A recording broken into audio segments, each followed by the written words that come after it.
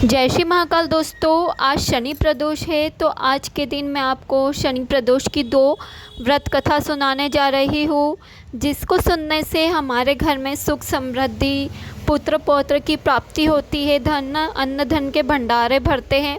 तो चलिए शुरू करते हैं पहली कथा के अनुसार एक गांव में एक ब्राह्मण और ब्राह्मणी रहते थे। ब्राह्मण की मृत्यु होने पर ब्राह्मणी भिक्षा मांग के अपना जीवन यापन करती थी।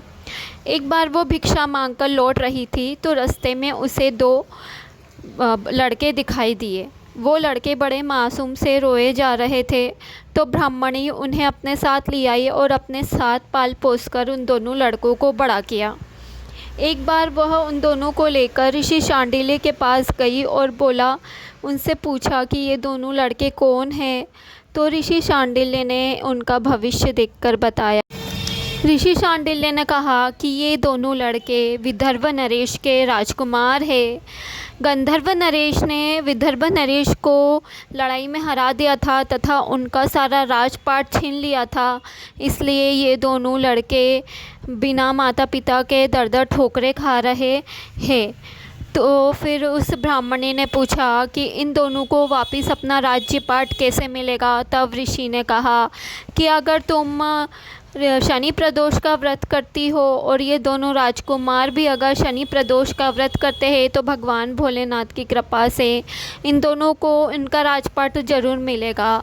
अब इन तीनों ने शनि प्रदोष का व्रत करना शुरू किया। व्रत करते करते समय बीत गया। बड़े राजकुमार की शादी राजकुमारी अंशुमति से हो गई। दोनों ने विवाह किया और राजकुमार ने अपनी सारी बात अंशुमति के पिता को बताई। पिता ने दोनों राजकुमारों का साथ दिया और गंधर्व नरेश के विरुद्ध लड़ाई लड़ी, जिसमें वे दोनों राजकुमार जीत गए और उनको अपना राजपाट वापस मिल गया। ये थी भगवान भोलेनाथ की कृपा से उन दोनों को अपना राजपाट वापस मिल गया।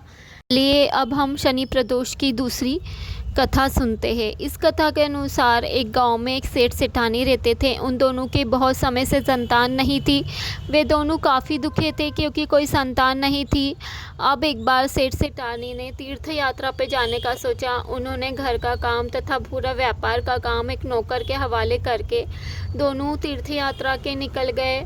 अब निकलते निकलते वो रास्ते में एक साधु के यहाँ पहुँचे। साधु के यहाँ बैठे रहे बहुत देर तक कि साधु आंखें खोलेगा जब हम उनसे आशीर्वाद लेंगे।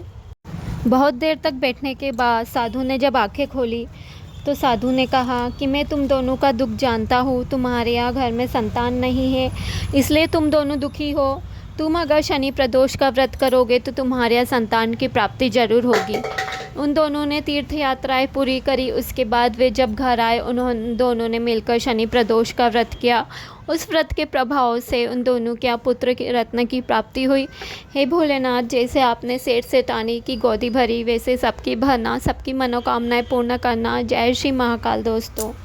अगर आपको मेरी ये व्रत कथाएँ अच्छी लगी हो तो मेरे चैनल को सब्सक्राइब करना ना भूलेगा। Thank you.